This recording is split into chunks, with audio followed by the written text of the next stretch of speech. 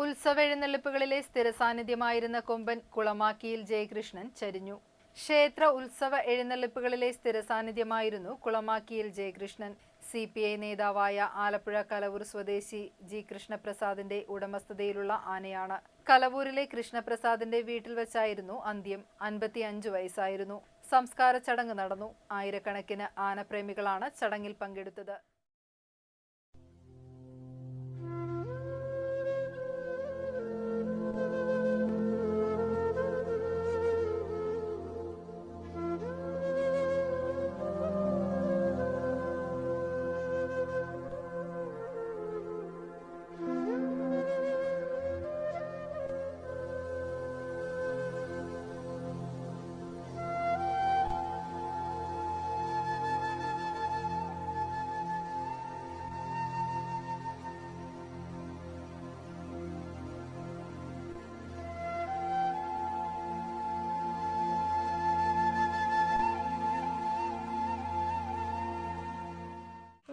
നമ്മുടെ വീട്ടിൽ 1966 ഫെബ്രുവരി 6 വന്നേ.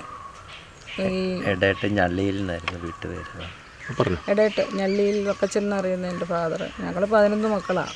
അപ്പോൾ എൻ്റെ അനിയത്തി അന്ന് 1.5-2 വയസ്സേ ഉള്ളൂ. ഏറ്റവും ഉള്ള അനിയത്തിക്ക് അതിനേക്കാട്ടിൽ 3 വയസ്സ് എളുപ്പമായിട്ടാണ് ഇവൻ വന്നത്.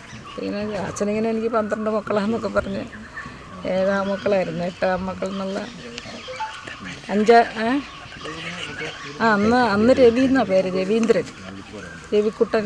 കൊച്ചെന്നാണ് വിളിക്കുന്നത്. കൊച്ചെ നല്ല വിളി കേൾക്കും. എത്ര വയസ്സ് പ്രായമുണ്ടായിരുന്നു?